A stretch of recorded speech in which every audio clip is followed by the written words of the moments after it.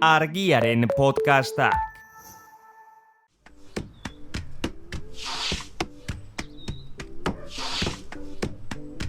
Egon Harria, lurrari entzuten dion saioa.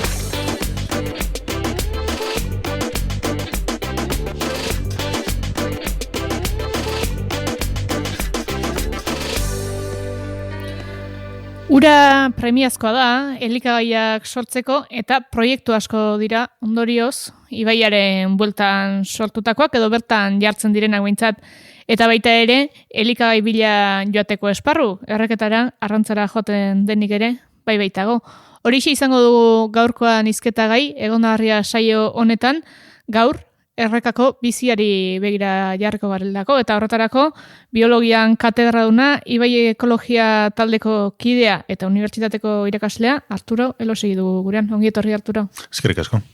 Tira, gaurkoan ibaiei begira jarriko gara, saiatuko gara ikuspuntu desberdinak edo, norabide desberdinetan lantzen ibaia, lehenik eta behin, nola ikusten duzuzuk ibaia bera, ongi dago, garbi egotea eta bizidunez beteta egotea gauza bera da.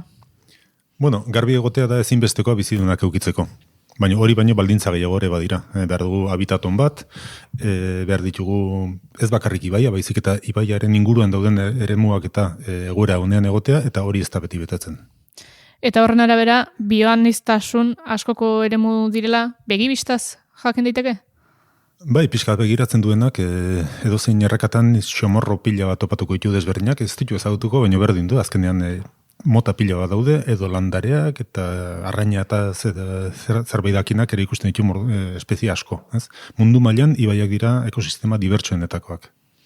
Begira jarrezkero ez ditugu ezagutuko noski, baina jakite aldera behintzat, badaude espezie batzuk gakoak direnak ibai batzuetan, pentsatzen dut ibai bakoitzean bere espezie gakoak izango direla, baina gutxi gora bera gure ibaietan zein dira alako adierazgarrienak diren espezieak? Bata da adierazgarria eta bestea da gakoa. Espezie batzuk adierazgarria dira ur kalitate altu eskatzen dutelako edo habitat kalitate altu eskatzen dutelako. Izokina izan daiteke, amorraina izan daiteke. Beste batzuk gakoak dira izugarrizko eragina dukatelako ibaian. Eta horietako batzuk galduta dauzkagu eta iaztuta, kastorea esate baterako. Orain, Euskal Herrian hegoaldean badaude, zabaltzen ari dira, garai baten denean bagen ditun, eta izugarrizko eragina dauka ibai baten kastoreak izan, zein ez izan. Zertan? Presak egiten dituzte, era bat aldatzen dute ibaiaren morfologia, ibaiaren funtzionamendua.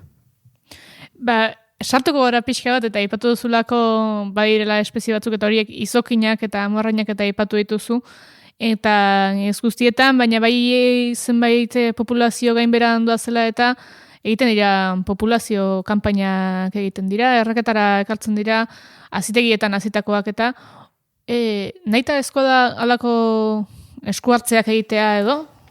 Kasu batzuetan ezinbestekoa da.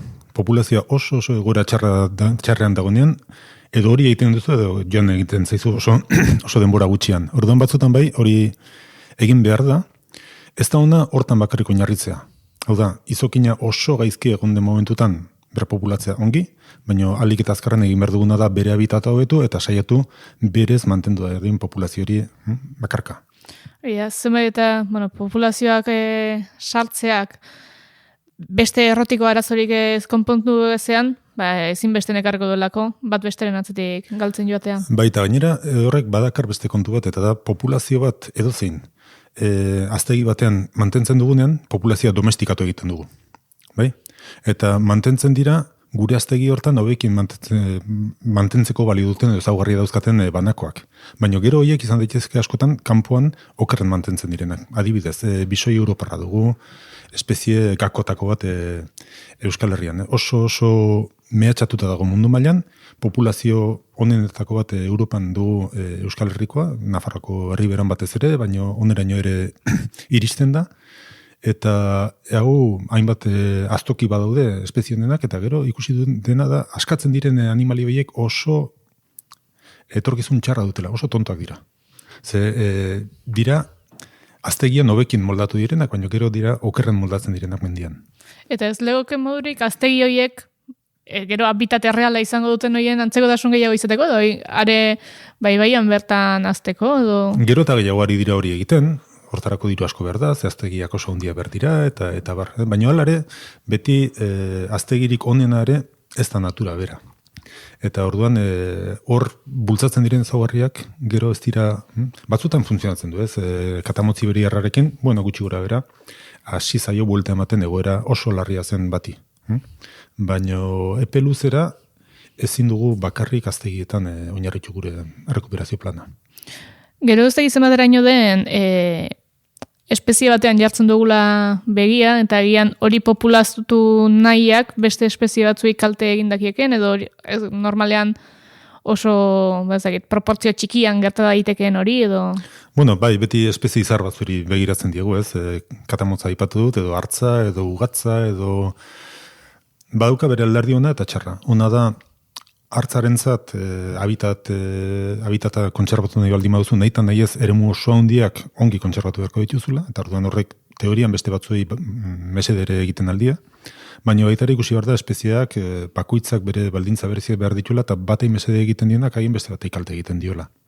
Orduan nik uste dut ezin bestean erabili behar ditugula espezie batzuk, baina ezin dugula soilik espezie batzutan zentratu hasi beharko genuke baita ere beste kontzeptu batzuk naturaltasuna bere hortan. Ahalik eta ibai naturalenak izan ditzagun. Ze izokinak egon zainez. Gero, begiratuko diogu, esan dugun bezala sarrena aipatu dugu, ibaietara zenbait jatzen direla arrantza asmotan, alegia, elikadura ikuspegitik, horre badagoelako zer landua, eta izokinak eta moarraiak eta aipatu ditugu, bada beste espezie bat, eta agian iaztik onara egin duena presentzia ondixemarra hartu duena, eta horiek angulak dira, ia Eusko Jaurlaritzak iragarri zuelako angularen arrantza profesionalizatu egingo zuela, neurri gisa, eta horrek, zenbait erreakzio edo sortu ditu, ez delako agian oso ongi ulertzen nola galtzorian dagoen espezie bat babesteko neurri izan daiteken arrantza profesionalizatzea? Nik ez dut ulertzen. Orduan ez dakit beste batzuk ulertu beharko luketen edo ez, argi dago espezia oso egoera larrian dagoela, gainbera oso azkarra darama, eta pentsatzen da martxa honetan hamarkada baten bitan suntsituko dela, galduko dela, ez Euskal Herritik, ez mundu osotik, edo Atlantiko osotik, eta orduan adituek argi esan dute aspaldi, saiatu behar dela, alik eta gehien murrizten heriotza arrazoi guztiak, ez? Eta bereziki arrantza. Eta ze gertatzen da, Euskal Herrian, ego Euskal Herrian, zen toki bakarra Europan aisialdiarako arrantza egiten zena. Teorian behintzat harrapatzen zuten angula ezin zuten saldu zen bakarrik etxean kontsumitzeko, eta hori debekatu zen. Baina orduan, arrantzale horietako batzuk eskatu dute profesional egitea, eta momentuz, baimena hemen zaie, ez da oraindik profesionalki ez da hasi arrantzatzen, ze hortarako ez da dekretu bat, edo lako zerbait egin behartzen, zehazteko zenbat, noiz eta nola. Eta ja urte sasoia joan zaie, eta aurten behintzat badirudi ez dutela arrantzatuko, baina nik esango nuke zientifikoki oso ulergaitza dela erabaki hori. Ze justifikatu dute, profesionalak ari badira arrantzatzen, sentinela bezala egingo dute, ikusiko dute populazioak gorantza dijoan edo berantza, baina hori ja aztik berak egiten du. Urtero egiten dituzte bere laginketak, eta orduan horren beharrik ez dago. Eta beharko balitz ere zerbait harrapatu ikusteko populazionala dagoen, harrapatu eta gero askatu. Harrapatzea eta gero saltzea da, erabat kontrasenean dagoen zerbait. Gero, zalantza sortzen du baita ere, merkaturatzea, baina ze merkatutara zabaltzea, gaur egun agian lehenago edo aginaga inguruan eta jende, xeagoa jango zituen angula, baina gaur-gaurkoz oso populazio zehatz eta murriztuari bakarrik heltzen zaizkio? Ez dakit horren murriztua den, ze hemen kontsumituko da, ez dakit zenbait jatetxetan, edo hori gutxitzen ari da, baina gero badakigu angula kontrabando nazioarteko bat badagoela, eta hor sare batzuk badira, eta kontua asko korapiltzen da bai. Beraz, alakoetan, ikusten baldin badugu, arrantza profesionalizatzea agian ez dela neurririk egokiena, edo ulergaitza dela neurri hori, kasu honetan zein izan daiteke neurri egoki bat, espezie bat gainberan dagoen eta ia galtzear dagoen espezie bat suspertzeko? Lehenengo gauza esan dakoa, arrantza debekatu egin beharko litzateke. Are gehiago, hemen bezala, ez zegoenean gizartearen sektore bat hortatik bizi zenik. Eta gero badakigu hori ez dela aski.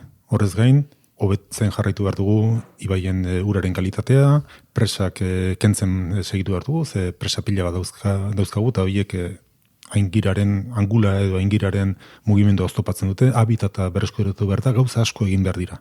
Eta alare ez dakigu salbatzerik baute dugun, baina dakiguna da, horla jarraitu ezkeroz, galdu dela oso denbora gutxian. Beraz, eginela egiteko momentua da, orain. Eta gainerat dena ere ez dagoain beltzez, izan dira beste espezie batzuk lortu dutenak, beraien egoera hobetzea lortu denak, igual mutur luzea izan direke zuek ikertu izan duzuen adibidetako bat, edo bai ibaiari bere habitata berreskuratzea eta espeziaren bat pakean utzita, lortu dena populazio handitzea.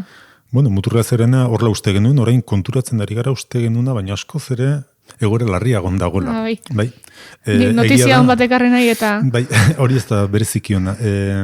Egia da, guk artikuzan ikusi izan dugu, nobietako urtegia desagertuta berehala berkolonizatu zuela hori, eta hori oso ideia oso berri hona zen, baina momentu honetan ari dira aztertzen zein den egoera estatu mailan eta katalogatu behar dute egoera kritikoan bezala. Eta bai ikusten da gainbera dijoala eta egin diren esfortzuak agian puntualki zerbait onura pixkaren bat ekarri dute, baina balantzean nahiko txarra da. Eta zer beharko luke hobetzen jarraitzeko? Pentsatzen dugu arazotako bat, arazo genetikoa dela. Oso espezie odolkidetasun maila handikoa da, eta hori bakarrik konpondu daiteke edo animaliak libre mugitzeko gaitasun handia baldin badukate, eta hori zaila da gaur egun erreka dauzkagun bezala presatuta, eraldatuta eta bar, eta horren alternatiba izan daiteke guk mugitzea. Leku batetik bestera, odolkidetasun maila hori gesteko. Baina hori esatea erresago da egitea baino. Bai, esan bai. Eta ari gara animaliez eta espeziezari gara, baina mundu zabalagoa ere bada ibaiak dakarrena, eta ibai osasuntxu batek zer rekar lezake, horrela, oroar esan da, edo, agian guretzako ere, baina ekosistemei begira zer rekar lezake? Zer lakar?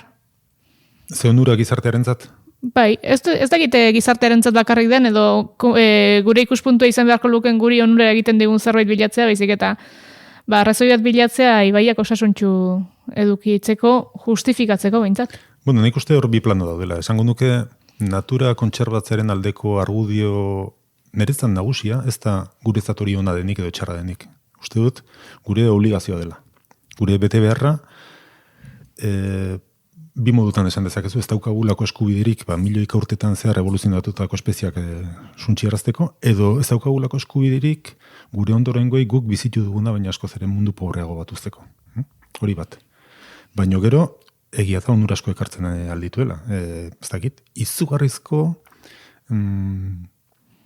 produkzioa zegoen izokinetan garai baten ibaietan. Hori hemen ez da ezagutu azkeneko mendeetan, baina estatu batuetan, esaterako edo Kanadan, zuriak bertara iritsi zirenean, eta izugarrizko emankortasuna zeukaten ibaioiak, ez? Eta hori, neurri handi baten galdu eginda. Lehen presak aipatu ditugu, eta nari dira presak ezabatzen, hori berreskuratu nahi, eta ikusten da, baietz, gora egiten dula arrain populazioak, ez?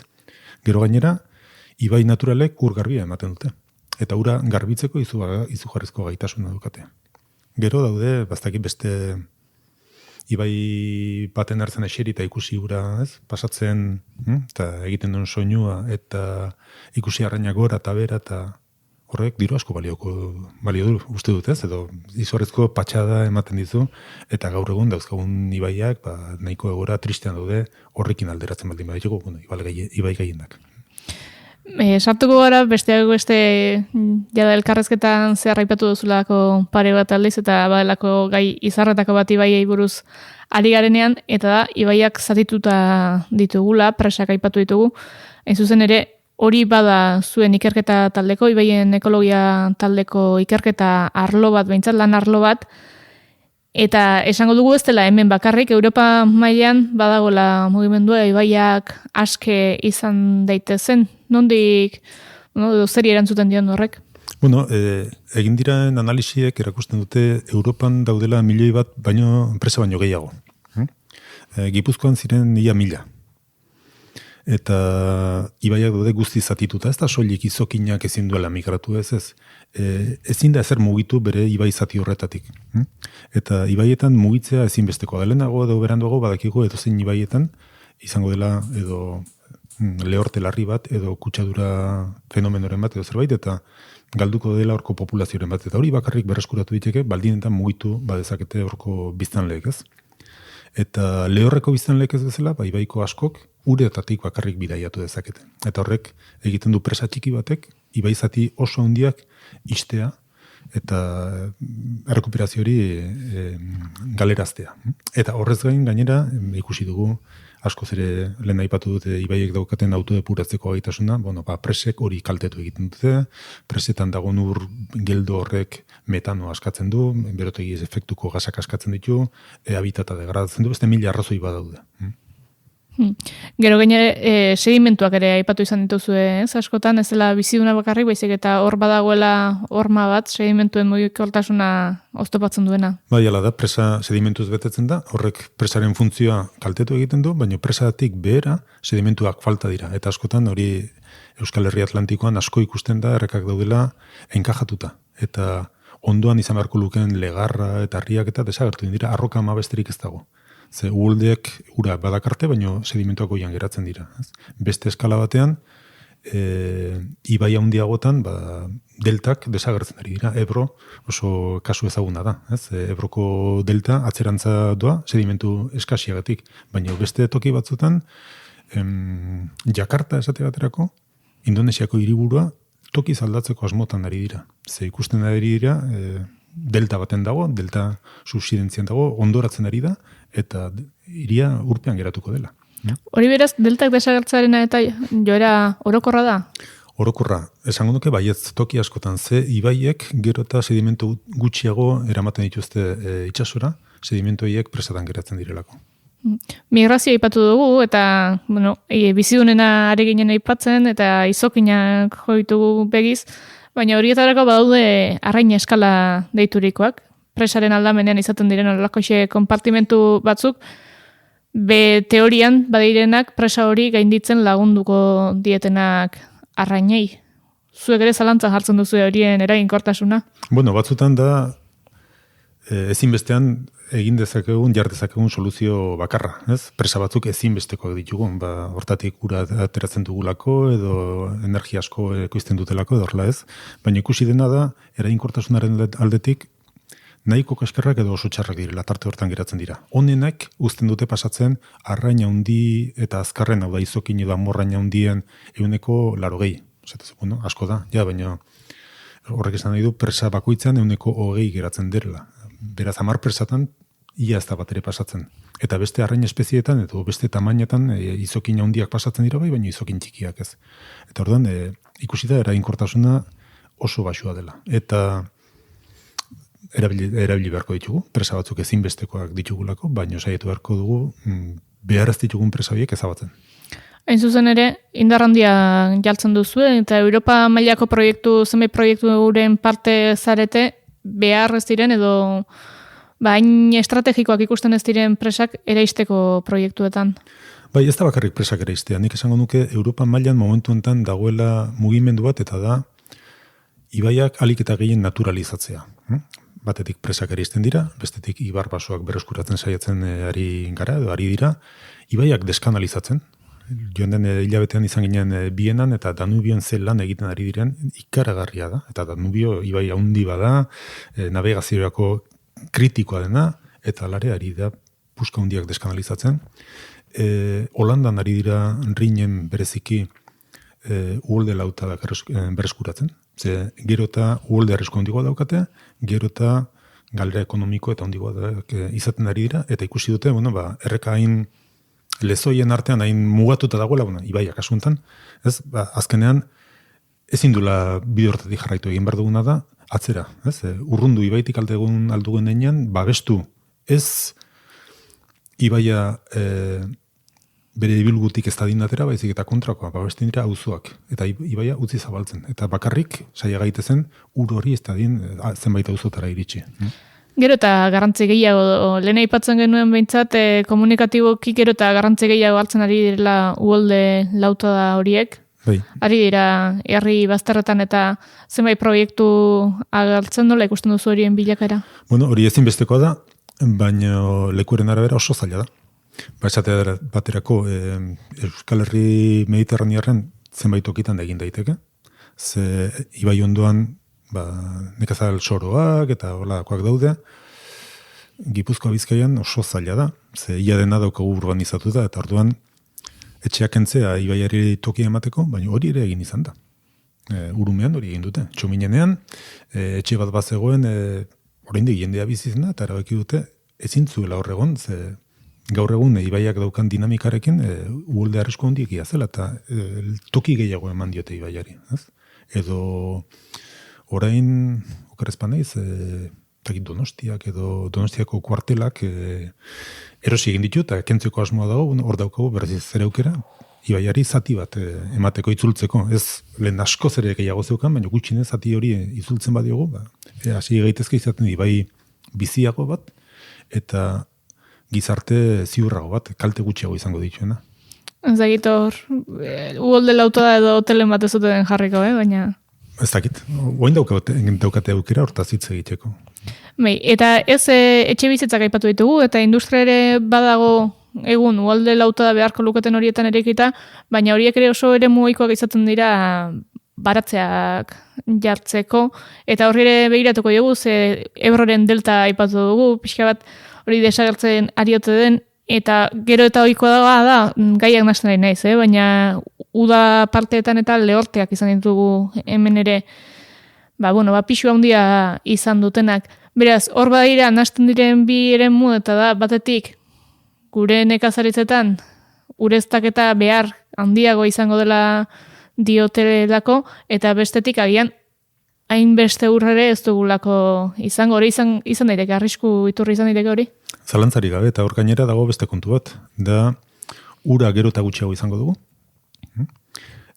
Dugun hori gero eta jasa handiagotan etorriko da, eta hori kudeatzea zailago da. Eta gero dauzkagu gero eta erabilera gehiago beraien artean leian. Esate baterako. Presa batean, zentral hidroelektrikoa martxan jartzen dugun momentuan, ura galtzen ari gara nekazaritzarako. Edo nekazaritzan erabiltzen dugun ura, ezin dugu hirietarako erabili.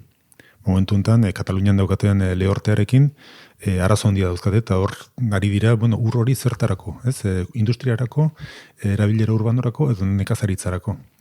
Legeak prioridade batzuk, lehentasun batzuk markatzen ditu, baina gero horrek jendea ez du noski jende guztia asetzen, hor kontu asko daude. Eta aipatu duzu, gero eta ureztatze behar handiagoak izan daitezkela, hori gertatzen ari da. Batetik behar artifizial batzukoa dira. Ikustea, ez dakit, Nafarroko herriberan hartasoroak, niri egiten zait nahiko kontrasankorra. Edo ikustea arroz soroak berriz ere Nafarroko herriberan, ez? Oso leku idorra den batean. Eta bestetik, Euskal Herria Atlantikoan, orain arte ez da erregatzen, baina goratu duela 2 urte, uda nahiko lehor joan zen, nahiko lehor, urte osoko prezipitazioa izan zen normala, edo mediatik pixkat gora egon zen, baina alare, nola temperatura igotzen ari den, ja lehortea da, ez? Eta Gipuzkoa baten, Bizkaia baten, Lapurdin ere antzera, temperatura horrek ja lehortea de facto sortzen du. Abeltzainek arazo handiak izan zituzten, sagardo gileak nahiko kezkatuta ibili ziren eta planteatzen ari dira ez ote duten hasi beharko erregatzen Gipuzkoan. Eta orduan, horrek ze ondorio izango du gure ibaietan, claro. Eta, ibaietan izango duen ondorioaz gain, uraren ze kudeaketa egin beharko ditzake, edo nola ikusten duzu, badatorren zerbait izan daitekeelako, ikusten duelako puntu batzutan, naizta puntualki izan, eta udako duela 2 urteko udaz ari gara zehazki, baina gertatu den kontu bat izan da, zein izan daiteken hartu daiteken norabide bat? Nik uste dut, uraren bakarrik ez, orokorrean gizartearen martxari begira, edo zein kudeak eta motari begira hasi behar dugula muga jartzen, esaten, zenbat gehiago erabili dezakegu, ez? Zenbat ur daukagu, zenbat lur daukagu, zenbat jende bizi beharko genuke planeta honetan. Badakit ez dela politikoki bat ere izena ez duela, baina azkenean galdera hoiek dira planteatu behar ditugunak, eta nola nahi dugu bizi etorkizunean, baina nola nahi dugu bizi modu errealista baten. Jakinda planeta finitua dela, mugatua dela, ur kantitatea daukagula, eta segurazki denborarekin gero eta gutxiago, eta orduan oso horretxa da asmatzea behar berriak, ez? Nik esan dezaket nahi ditut, nire sagaztiak erregatu ja, baina eske ur hori badago, ez? Edo zeinekin ari zara lehiatzen horregatik. Orduan hasi beharko dugu pentsatzen, benetan nola arraio antolatu gure gizartea etorkizunerako. Nik lehentasunak jarra nituzke, eta golf zelaiak ureztatzeari utzi du. Golf zelaiak zuzenean paretik entzea ere izan daiteke, neurri egoki bat. Izan daiteke. Edo golf estilo aldatzea. Zergatik ez belardi lehorragoetan aritu golfean ez dakit. Ez dakit ez nahi sekula aritu ez da izan lakarren belaze eze bat edo lehor bat izan. Baina alaren, gustatzen zait nolari garen gureari begira pixka bat, ze askotan urari dagozkion eta gai zabala diren horietan administrazioan jartzen dugu begia, eta hor laude, ura agentzia badugu EAN, eta badaude ardurak dituzten erakunde eta administrazio batzuk, baina herritarrok ere egin ditzazkegu kontuak, eta ez dakit zure iritziz edo, guztiko bazinen, administrazioaz gain, herritarrek ze ardura izan ditzaketen ibaien kontserbazio naturalari dagokionez. Nik uste dut administrazioak lan asko egin behar duela, esango nuke hemen lan onxamarrari dela egiten, ez gero kritika eta askotan beraiekin nahiko kritikoa izan daiteke. Baina esango nuke, azkeneko urtetan desente serioari dira hartzen bere lana, eta esaten duen beharrezkoa dela, ze hau ez da norberak nahi duen egiteko kontua, ez goitik arau batzuk eta markatu behar dira. Norberak zer egin dezaken, gauza batzuk egiten ari ingaraia da. Gipuzkoan duraren kontsumoa murrizten ari da. Urtetik urtera gero eta gutxiago kontsumitzen dugu. Urredangarria edo? Urredangarria, bai. Batez ere urredangarria. Beste kontsumo gutxi dago Gipuzkoan, ez? Eta hor batetik administrazioak bere lana egin du, lehen ur asko galtzen zen odietan eta galera asko zeudelako, fuga asko zeudelako, hori konpondu eta baino gainera, pertsona bakoitzak gutxiago gastatzen du eta hori, bada zerbait, ez? Gero, bakoitzaz zelanetan ari den, ez dakit industrian ari denak, erabiltzen diren ingurumen arau hiek, ez, iso famatu hiek, lata badira, hiek betetzea, baina bere garrantzia dukate. Ze urtero izaten dira deskuidoan isurketak eta horrelakoak arau horiek ongi ez betetzeagatik. Eta, isurketa bitako batek kilometro askotan arrainak hil izan ditu dula ez horren beste hande baian esate baterako. Nekazariek, baitare badaude neurri gutxi gura bera orokor batzuk aplikatu daitezkenak, saiatu alik eta pestizida gutxin erabiltzen, ongarriak, hemen Euskal Herria Atlantikoan, purinekin, lixierrekin daukagu arazoa handi bat, ez? Farmako kutsadura ere geretan diagoa dela. Bai, saia gaitezen behar ditugun botikak erabiltzen eta ez gehiago, adibidez, ez? Gaur egun antibiotikoak leku guztietan topatzen ditugu, ur guztietan, baina antibiotikoak, antidepresiboak, mota guztietako farmakoak. Eta hori arazo bat da, ez? Orain ur medizinalak dauzkagula. Baina azkenean daukagu ibaiko bizidun guztia dauzkagu, dopatuta. Gauza gehiago, ez dakitu gauza batzuk oso simpleak dira, baina baserritarretan nik esango nik gorozpila, etzazu errekartzen jarri. Jarri altezun urrutina, batzutan ez dago beste modurik, ez? Baina askotan, errekartzen edo 50 metroetara jartzea, gero horrek errekari egiten den eragina diferentzi handia dago.